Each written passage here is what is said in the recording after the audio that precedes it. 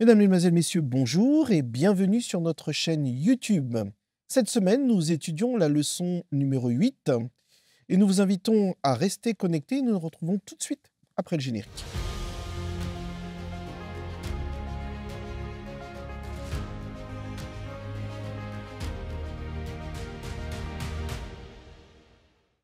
Dans les deux prochaines leçons, nous étudions des messages prophétiques, mais surtout des poèmes et des chants sacrés pour y trouver justement des messages pour les temps de la fin.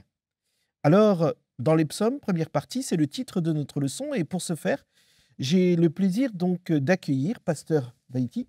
Bonjour. Bonjour Olivier. Pasteur Pavila. Bonjour. Bonjour. Et sans plus tarder, nous voulons donc présenter ce temps à Dieu et demander au Seigneur de nous inspirer. Notre Dieu, notre Père, nous reconnaissons que tu es le seul capable de nous instruire. Dispose nos cœurs à la crainte de ton Saint-Nom et que par ton esprit, nous puissions retenir ce qu'il faut non seulement pour aujourd'hui, pour la suite des temps, jusque dans l'éternité, nous t'en prions. Au nom de Jésus, par la puissance de ton esprit. Amen. Amen. Alors, dans un premier temps, j'aimerais vous inviter à prendre vos Bibles dans le psaume 122. Ce voyage, donc, à l'intérieur de l'âme du messager et du message prophétique, pour ce faire, nous avons donc choisi 4 psaumes pendant cette semaine. Et le premier est le psaume donc 122. Alors, ce psaume nous invite à prier pour la paix de Jérusalem. Psaume 122, le verset 6. Alors, on dit que David a écrit ce psaume, d'accord ? Or, comment peut-il mentionner la maison de l'Éternel dans ce psaume alors que cette maison n'était pas encore construite? Je suis un petit peu perplexe. Que veut-il dire par maison de l'Éternel? Alors, il faudrait surtout aborder la notion de maison de l'Éternel dans un sens spirituel. David, comme on le sait, avait formulé le souhait de construire une maison pour l'Éternel, mais ses mains remplies de sang ne lui ont pas permis d'aller jusqu'au bout de la mission, même s'il avait déjà rassemblé tout ce qu'il fallait comme matériaux ici et là. C'est son fils donc, qui devrait s'en occuper, Salomon. Donc, quand il parle de la maison de l'Éternel, c'est surtout le fait de se rencontrer avec le Seigneur, peu importe l'endroit. Un lieu physique n'est mais pas que seul lieu physique, ça peut être n'importe où en fait. Et le fait de se rencontrer avec Dieu, de passer du temps, être dans une intimité avec Dieu, c'est ce que nous comprenons comme étant la maison de l'Éternel, le lieu de la rencontre, le lieu où nous apprenons de Dieu, le lieu où Dieu se révèle, le lieu où il se manifeste. Ok. Alors, on est d'accord que ce terme maison de l'Éternel doit être pris dans un sens spirituel. Ok. Et qu'en est-il donc justement de prier pour la paix de Jérusalem? C'est laquelle Jérusalem? Si nous restons, parce qu'on doit rester cohérent, si nous partons sur le principe que nous sommes face à quelque chose de spirituel, donc nous devons accepter l'idée pour rester cohérent que nous sommes dans une Jérusalem spirituelle. Et étant dans cette Jérusalem spirituelle, lorsqu'on parle de la paix, on peut mieux visionner la chose, justement. Pourquoi? Parce que si on parle de cette chose spirituelle, on met en avant aussi Jésus. D'accord? Et il me semble que, excuse-moi pour la question, c'était... Pourquoi? Quel type de Jérusalem? Oui, C'est Jérusalem donc spirituel, je pense, parce qu'il faut rester cohérent. Il faut rester cohérent, parce que c'est vrai qu'on peut voir ça sous une double application. Par exemple, on peut voir David comme étant une personne remplie de foi, à qui Dieu a révélé que la maison sera construite, qui a proposé à Dieu d'acheter tous les matériaux, parce que ses mains avaient trop de sang, Dieu lui a dit non, mais qui parle avec une foi sûre et certaine qui est que cette maison verra le jour. Et il parlait déjà, parce que Actes chapitre 3 nous présente David comme étant un prophète aussi. Donc il parlait à la manière d'un prophète parlant de la maison de l'Éternel comme étant quelque chose déjà de présent. Donc on peut le voir aussi comme cela. Mais si on doit rester et voir la maison de l'Éternel comme étant quelque chose de spirituel, pour rester cohérent, nous devons traiter tout le reste de façon spirituelle. Mais alors justement, cette idée donc de paix veut dire aussi qu'il y a une idée de guerre. Donc cela veut-il dire que le monde sera en guerre contre Jérusalem? C'est exact? Ça, comme tu le fais bien ressortir, ça nous entraîne vers l'idée d'Armageddon. Oui. Ça nous entraîne vers quelque chose qui prendra place et que la maison de l'Éternel dont il fait mention, c'est la réelle maison de l'Éternel, Apocalypse chapitre 21. Je vis descendre du ciel avec les hommes, la cité de Dieu. Donc, on peut prendre ça de façon très, très, très, très, puisqu'on sait que lorsque ça se fera, Dieu dira à ce moment-là que voici, je fais toutes choses nouvelles. Et nous savons que nous partons vers quelque chose de horrible et de terrible pour les méchants à partir de ce moment-là. Donc, est-ce qu'on doit le voir comme ça? Rester dans cette idée de guerre d'Armageddon? Oui, aussi, peut-être. Alors, tu parles d'Armageddon. Alors, il faudrait peut-être expliquer cela pour ceux qui nous regardent hein, pour la première fois. Ce thème est lancé. On peut prendre le texte d'Apocalypse, peut-être? On peut prendre le texte d'Apocalypse, mais je dirais quand même ceci à quelques mots près. N'oublions pas qu'il était prophète, qu'il était roi David, et que tout prophète, tout poète a cette liberté d'expression. Donc là, il présente toute une série d'éléments dans ce texte, dans ce discours du psaume 22. Et quand il parle de Jérusalem, il parle des murs de Jérusalem, il parle vraiment du bien-être qu'il souhaite pour Jérusalem, de la paix pour Jérusalem. Après, nous avons les autres prophètes qui sont venus, et notamment Jésus qui a pleuré sur Jérusalem. Donc ça nous donne en quelque part une indication que même si David, c'était son souhait, que sa ville chérie, bien-aimée, si on revient un peu sur cette Jérusalem physique, mais Jésus a l'occasion de pleurer sur Jérusalem parce que Jérusalem ne correspondait pas à ce que Dieu avait comme plan initial pour Jérusalem. Et Jésus a pleuré sur Jérusalem. Et effectivement, après, nous partons sur ce que disait Pasteur Pavilla à l'instant, sur ce qui va se passer à la fin des temps. Et là, on parle d'Armageddon. Et Armageddon, ce n'est pas une guerre physique, mais c'est plus une guerre spirituelle. Ça veut dire c'est toutes les tribus, toutes les coalitions qui vont se mettre en place contre Dieu, contre le plan de Dieu. Et Armageddon, c'est quoi? Armageddon, c'était cet endroit, sauf erreur de ma part, hein, hors de la ville, C'est ça, ouais. où l'on brûlait tous les immondices, les déchets et tout le reste. Donc Armageddon, c'est une manière de désigner, juste avant le retour de Jésus, des choses vont se passer, mais surtout sur un plan spirituel, pas uniquement lié à un bout de territoire, hein, appelé Jérusalem ou autre dans le Proche-Orient, mais surtout montrer qu'il y aura toutes sortes d'alliances dans le domaine spirituel pour s'opposer à Jésus et à son plan d'introduire justement la nouvelle Jérusalem, la Sainte Cité. Alors, on va essayer de poser les choses pour ceux qui nous regardent. On peut Oui. prendre Apocalypse chapitre 16. Hein. Yep. Là-dessus, 16 verset 16, qu'est-il dit? Alors, je peux lire, je l'ai. Vas-y. Ils les rassemblèrent dans le lieu appelé en hébreu Armageddon. Merci. C'est de cela dont on parle, hein, Apocalypse 16, 16. Alors, pour que ceux qui nous regardent puissent bien comprendre, je comprends la notion donc de cette guerre spirituelle, mais quelle est la portée prophétique et d'espérance pour nous par rapport à cette guerre? Justement, j'aime bien le psaume 122 qu'on vient de lire. Et pour citer encore David qui aime bien dire de se réfugier en l'Éternel. À partir du moment que nous nous retrouvons comptés parmi le peuple de Jérusalem, dans les murs de Jérusalem, dans cette paix que David souhaite pour Jérusalem, à partir du moment spirituel que nous nous retrouvons là, nous n'avons pas à craindre Armageddon. Amen. Parce qu'il me semble que c'est le même qui dit 10 000 tomberont à ma droite, 10 000 à ma gauche. Donc, nous n'avons pas à craindre Armageddon. Tout à fait. Nous n'avons pas à craindre Armageddon. On doit craindre Armageddon si nous savons justement que nous ne sommes pas une composante de ce peuple, justement, qui sera fier d'être dans cette nouvelle Jérusalem. Nous devons craindre Armageddon, parce que tu as si bien expliqué, hein, c'est tous les déchets, tout ça qu'on brûle hors de la ville. hors de la ville. D'accord? Et David, justement, nous fait cet appel, justement, pour qu'on soit réfugiés dans la ville. Et il nous invite à vivre cette paix, justement, que procure le fait d'être dans cette Jérusalem spirituelle. Alors, justement, que signifie l'appel de David à prier pour la paix de Jérusalem? Qu'est-ce que ça signifie? Absolument. Alors, c'est intéressant parce que quand il prie pour la paix, si on le met dans ce rôle de prophète, donc il est visionnaire par rapport au rétablissement de toutes choses, avec donc la Sainte Cité, la Nouvelle Jérusalem. Alors, que signifie la paix pour Jérusalem? N'oublions pas que l'histoire est là pour repréciser les choses.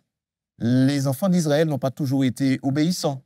Et à plusieurs reprises, ils ont été exportés, ils ont été expatriés hors de Jérusalem, jusqu'au point où Dieu, de manière définitive, a déclaré, voilà, bien, vous allez vous retrouver entre les nations et un peu partout.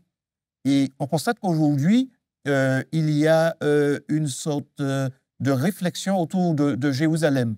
Parce qu'entre-temps, il y a une nouvelle Jérusalem, une autre Jérusalem qui s'est constituée. Alors, fait-elle vraiment partie du plan de Dieu? Là, je pose la question. Je n'ai pas la réponse. En tout cas, j'ai une réponse. Mais ce n'est pas de cette Jérusalem-là que David parle, et ce n'est pas notamment de cette paix-là, une paix qui serait juste liée à un bout de territoire. Dieu, il est plus universel dans sa démarche, et c'est cette paix éternelle, cette paix universelle qu'il nous propose avec le retour de Jésus. Alors, pour continuer à explorer cela, je vous invite à prendre 2 psaumes, le psaume 15 et le psaume 24. Dans le psaume 15, David pose une question concernant le même événement, hein, à savoir l'occupation de la montagne sainte, qui, pour moi, donc, on l'a vu tout à l'heure, hein, se réfère à la nouvelle Jérusalem céleste. Psaume 15, verset 1er. Regardez ce qu'il dit. « Qui séjournera dans ta tente ?» Qui nous en dit plus sur le Alors, psaume 15? je peux dire, hein, il dit ça et il le décompose en 3. Il dit celui qui marche dans l'intégrité, qui Amen. pratique la justice Amen. et qui dit la vérité selon son cœur. Amen. Donc, ça devient ces 3 points importants que justement celui qui veut prétendre pouvoir justement aller à la montagne de l'Éternel, il doit pouvoir présenter patte blanche à ce niveau. Une personne qui marche dans l'intégrité. Alors, j'imagine nos téléspectateurs nous dire qu'est-ce qu'on entend par une personne qui marche dans l'intégrité. C'est quoi une personne intègre? En tout cas, c'est une personne qui se bat pour cela, justement. Parce que nous savons que souvent, la racine du mal peut se trouver facilement en nous par rapport à nos histoires de vie. Mais nous devons faire l'effort, justement, de marcher pour la justice. Ce n'est pas facile. Ça va nous demander de perdre des choses. Ça va nous demander peut-être de perdre des amis, de perdre des connaissances. Mais est-ce que Dieu n'est pas plus grand que nos amis, nos connaissances et tout ce que nous pourrons perdre? Donc, 3 choses importantes. Marcher dans l'intégrité, pratiquer la justice et la vérité. C'est important. Et je ne sais pas si tu me laisses continuer. Vas-y, sur le psaume 15. Ce qui ne va pas aller, justement. Voilà. Donc, c'est important parce que j'aime bien, tu nous poses la question à chaque fois dans les 2 sens. Donc, je prends de l'avance. Donc, ce qui ne va pas aller, si on voit, par exemple, on peut analyser les restes versets. Hein. Il ne faut pas calomnier. Donc, celui qui calomnie, on sait qu'il sera en problème. D'accord? Donc, je veux continuer un petit peu sur l'idée, parce que, attends, je me suis un petit peu perdu. Je veux continuer un petit peu sur l'idée, voilà. Je me suis un petit peu perdu, pardonne-moi. Psaume 15, c'est bien ça? Oui. Donc, les 3. Vas-y. Donc, voilà. Le verset 3 dit « Il ne calomnie point avec sa langue, il ne fait point de mal à son semblable et ne jette point l'opprobre sur son prochain. » Alors, pourquoi j'ai pris un petit peu de temps sur ce texte-là? Parce que ce texte, justement, est en train de nous dire tout ce qu'il ne faut pas faire. Et si on veut parler à nos téléspectateurs aujourd'hui, on comprend que c'est un problème d'aujourd'hui, ça. La calomnie, le mensonge et faire du mal à son semblable, c'est quelque chose. Notre semblable achète une voiture, on n'est pas bien. Il y a des gens qui peuvent même jusqu'à aller chez des gens pour faire du mal à ces personnes. Donc, on peut continuer encore. Il regarde avec dédain celui qui est méprisable, mais il honore ceux qui craignent l'Éternel. Aujourd'hui, on a un problème. Parce que nous avons, par exemple, tous ces films violents à la télé, tous ces films qui exposent une sexualité débridée, toutes ces choses-là. Et vous avez des chrétiens, des gens qui adorent Dieu, qui ne voient pas de problème à regarder cela. Et comme j'expliquais à quelqu'un hier soir, tu imagines, tu supportes un acteur qui a déjà tué 20 personnes dans le film. Hein. Alors, tu es dans l'action du film, le gars a déjà tué 20 personnes, mais allez, tu vas réussir, vas-y, vas-y, vas-y. Il a déjà eu des relations sexuelles hors mariage avec au moins 5 filles. Allez, il est bon ce mec, il va y aller, il va y aller, il va y aller. Au final, il réussit sa mission et tout le monde applaudit. Et tu applaudis aussi au cinéma. Après qu'il ait tué 15 personnes, qu'il ait massacré la vie de 5 filles. Ouais, mais on est content, on applaudit. Ah, cet acteur, je l'aime beaucoup dans son jeu. Mais Dieu est en train de nous dire une chose, que ce qui est méprisable, il faut le regarder avec dédain. D'accord? Donc, si on commence à prendre plaisir au mal, nous savons que cette paix dont on parle pour la Nouvelle Jérusalem, on ne l'aura pas. Ensuite, la Bible dit, il n'exige point d'intérêt de son argent, il n'accepte point de don à l'innocent. Encore quelque chose qu'on retrouve aujourd'hui. Les riches qui profitent sur les plus pauvres, qui s'enrichissent, et tant pis pour le pauvre. On voit bien souvent que mon intérêt va souvent passer avant celui de l'autre, ce qui va à l'encontre justement de ce que Jésus dit, quand Jésus dit que si quelqu'un veut ton manteau, donne-lui. Donne-lui. Parce que c'est un intérêt pour lui d'avoir ce manteau. Donne-lui. Moi, je pourvoirai. T'inquiète pas, tu auras un manteau. Tu vois? Mais nous, aujourd'hui, c'est tout le contraire que nous faisons. Nous pensons d'abord à nous et ensuite, on verra pour les autres. Aujourd'hui, faire le bien est en option. J'aime bien, je reprends ma petite phrase que j'aime beaucoup, faire le bien est en option. Ça veut dire que je vais décider de comment je fais le bien. Je vais voir une personne en difficulté, je peux me contenter simplement de lui dire, je prierai pour toi. Mais David, là, insiste, c'est vrai, sur 3 points positifs, tu nous les as cités, sur beaucoup de points négatifs, d'accord, dans ce psaume. Mais est-ce que c'est vraiment la ligne de conduite pour ceux qui veulent séjourner dans la maison de l'Éternel? Je ne sais pas si je prendrai de l'avance en citant Apocalypse de Têtre, chapitre 14, je crois, Oui. de Têtre, mais on voit bien que la Bible nous dit qu'ils ne se sont pas souillés. La Bible nous parle justement qu'ils n'ont pas cultivé une langue mensongère. Ils n'ont pas été, bon, il faut bien comprendre cette partie-là, ils n'ont pas été vers les femmes. Ils se sont préservés. Et on voit que ces trois points-là ressortent: intégrité, pratique de la justice et la vérité. Merci, merci. Alors, je vous propose de prendre un autre psaume, le psaume 24, d'accord? Dans le psaume 24, on a donc trois parties, mais on est toujours dans cette idée, ok? Parce que le psaume 24 commence par une affirmation du Dieu créateur, hein, qui règne sur l'univers. Et puis, le psaume se tourne ensuite vers l'appel à l'adoration, par la question, toujours la même: qui pourra monter à la montagne de l'Éternel? Tout à l'heure, c'était qui séjournera. Là, maintenant, c'est qui pourra monter. Pasteur Veiti. Alors, ce psaume est intéressant parce que c'est un véritable titre de propriété. Dieu est le créateur de l'univers. Et David commence avec donc ces paroles: à l'Éternel, la terre et ce qu'elle renferme, donc le sec, la terre et ce qu'elle renferme, le monde et ceux qui l'habitent. Nous sommes toujours sur le sec. Et il ajoute: car il l'a fondé sur les mers, donc les cours d'eau, et affermi sur les fleuves. Donc, la question est posée: qui pourra monter à la montagne de l'Éternel? Parce que la montagne de l'Éternel fait référence à Jérusalem. Oui. Et c'est cette paix-là dont nous parlons depuis un Oui. certain temps déjà. Qui s'élèvera jusqu'à son lieu saint? Donc, les termes sont bien choisis. Et la réponse nous est aussi apportée: celui qui a les mains innocentes et le cœur pur. Ah, il y a un écho à ce qu'on a vu tout à l'heure, donc. Tout à fait. Il y a un écho. Celui qui ne livre pas son âme au mensonge. Et David souligne aussi: et qui ne jure pas pour tromper. Il obtiendra la bénédiction de l'Éternel, la miséricorde du Dieu de son salut. Donc, la question, elle est posée: qui montera à la montagne de l'Éternel? C'est celui qui veut adorer l'Éternel, en esprit et en vérité. Pas une vérité de façade, mais une vérité qui est bien inscrite, accrochée au fond même de son être, de son âme. Et c'est là qu'on voit que toute paix n'est possible que quand Dieu intervient, quand Dieu est au centre de la démarche. Alors moi, je vous invite à prendre le verset 8, hein. Est-ce que du psaume 24, tu peux nous le lire, ce verset 8, hein? Alors, le verset 8 nous dit ce qui suit précisément. Qui est ce roi de gloire? L'Éternel fort et puissant. L'Éternel puissant dans les combats. Alors, cela fait référence justement à ce rétablissement de toutes choses, la paix de Jérusalem, au sens spirituel. Il s'agit de Jésus qui est le conquérant par excellence. On parle d'un guerrier, là, victorieux. D'un guerrier victorieux. Donc Jésus, il a pu racheter les hommes de la malédiction du péché, et c'est l'intronisation de Jésus. Mais que veut dire puissant dans les combats? Qu'est-ce que ça veut dire? Puissant dans les combats. Alors, dans un Quel sens... type de combat? Alors, il s'agit bien sûr de combats spirituels. Et nous savons que les combats spirituels marquent aussi sur un plan psychologique, sur un plan physique. Mais c'est surtout, avant tout, le combat spirituel. Le combat spirituel entre les forces du bien et les forces du mal.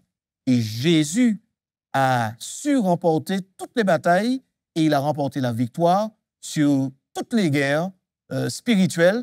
Et c'est pourquoi, à un moment, il s'agira pour Jésus de recevoir tous les trophées, tous les honneurs qui sont prévus pour récompenser tout guerrier, tout vainqueur. Et cela va se passer sur la montagne sainte de l'Éternel, autrement dit la Nouvelle Jérusalem, dont on a parlé déjà et dont la description nous est faite dans Apocalypse 21. Merci. On voit donc à travers le psaume 15 et le psaume 24, justement, les conditions pour pouvoir hériter de cette Nouvelle Jérusalem. D'accord? Mais il y a quelque chose quand même qui est interpellant. Et je vous invite à prendre le psaume 51. Ce même David, dans ce psaume, la première partie est une forme de supplication donc à Dieu pour qu'il efface ses transgressions. Il dit clairement qu'il a péché. Alors, rappelez-vous de ce que vous m'avez dit, hein, psaume 15 et le psaume 24. Ok? David dit ce qu'il ne faut pas faire, comment il faut être, pourquoi. Et là, David se présente comme étant le plus grand des pécheurs. Ça veut dire que David n'héritera pas? Il faut savoir que mon personnage préféré dans la Bible, c'est David. Oh, Parce que David, c'est le bonhomme qui me paraît le plus proche de nous. Vous savez pourquoi? Pour exactement ce que tu dis là. David, c'était le gars qui n'hésitait pas à mentir. On le voit lorsqu'il rentre et qu'il dit qu'il va prendre le repas, qu'il a des hommes qui l'attendent. Tout ça, c'est faux. Ouais. Relisez la Bible, c'est un mensonge. David était seul, il venait de parler avec Nathan.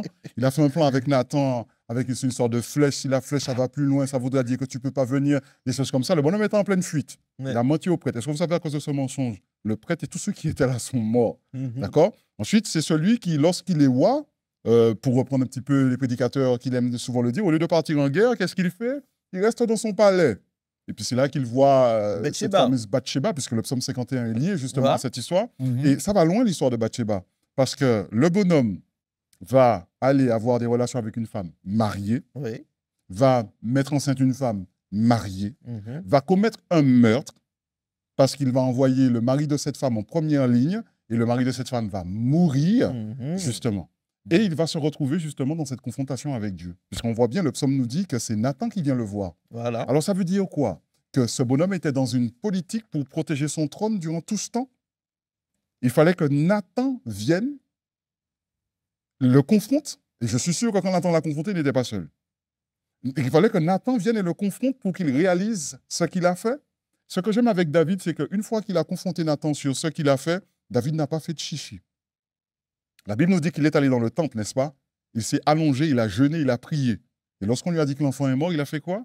Il s'est relevé, il a poursuivi sa route. Mais c'est surtout qu'il a demandé pardon à Dieu. Voilà. Il Et s'est c'est repenti. ça, c'est là. Et tu mets le doigt exactement là où je veux aller.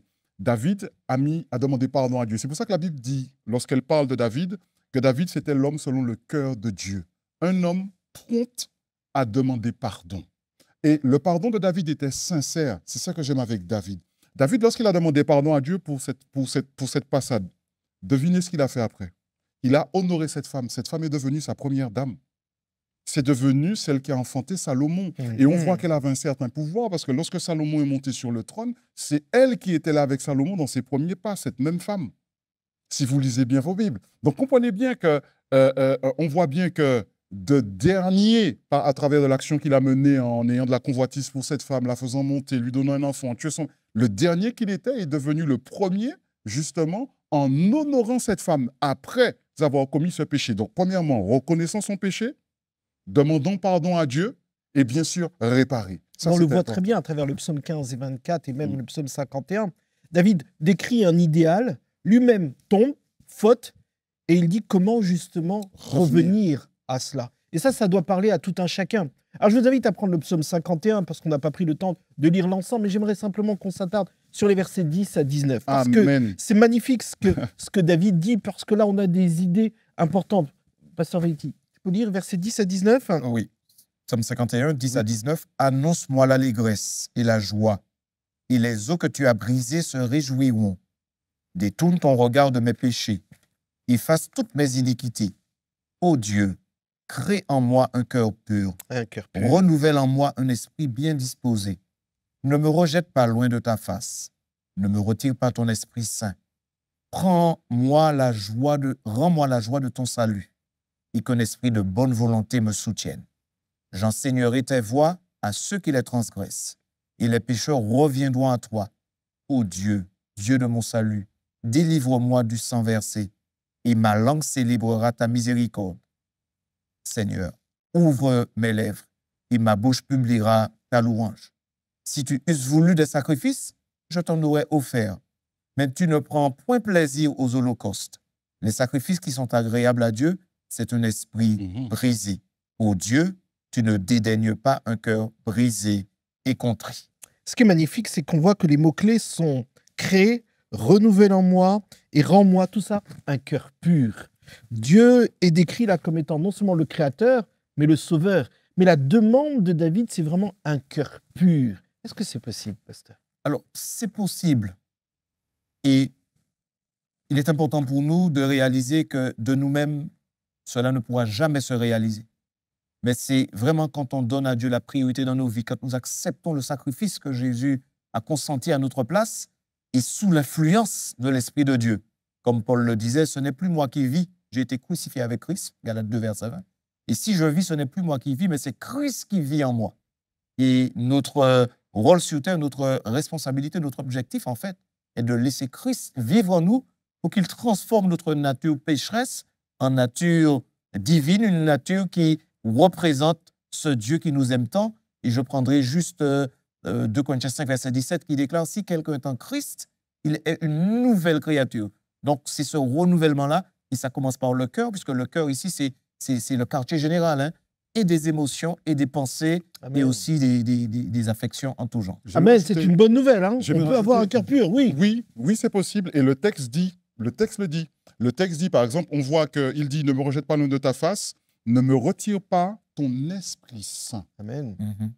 Donc, si on analyse bien le texte, on comprend bien que ce cœur pur, parce qu'il dit « Oh Dieu, crée en moi un cœur pur, renouvelle en moi un esprit bien disposé ». Donc, rapporte un certain équilibre dans ma personne, parce que je suis déséquilibré, hein, rapporte un certain équilibre, mais cet équilibre, l'assurance qu'il est sûr, ce qui va lui donner l'assurance de cet équilibre, c'est que surtout que Dieu ne le rejette pas dans sa place, c'est que Dieu ne lui retire pas son Saint-Esprit. Amen. Donc on voit que l'action du Saint-Esprit, justement, pour marcher dans la justice, dans l'intégrité, dans toutes ces choses, est importante, parce que c'est à partir de ce moment-là que nous pourrons déjà prétendre à un cœur pur.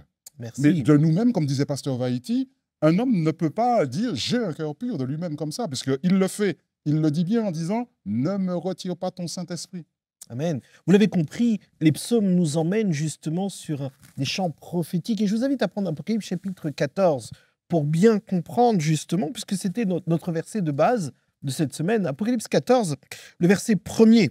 Quelqu'un peut-il le lire? Ouais. Apocalypse 14, verset 1er. Je regardais, et voici l'agneau se tenait sur la montagne de Sion, et avec lui 144 000 personnes qui avaient son nom et le nom de son Père écrit sur leur front.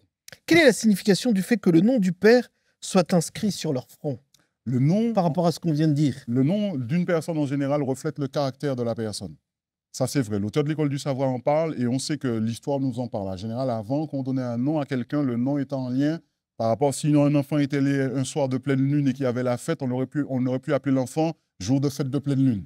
Ah, donc le nom souvent traduisait quelque chose.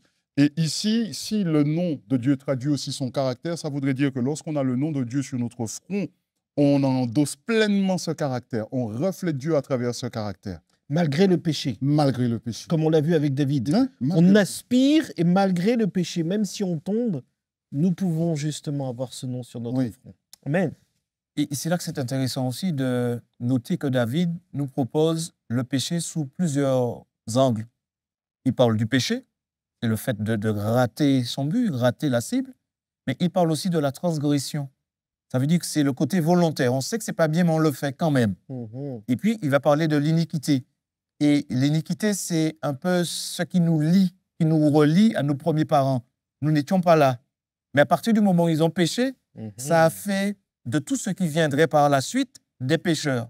Et Dieu est capable, en Jésus-Christ, de pouvoir nous restaurer, de créer ce cœur pur et de désactiver que ce soit iniquité, Mhm. que ce soit le péché dit volontaire ou le péché, le fait de ne pas atteindre les objectifs que Dieu a pour nous dans la vie.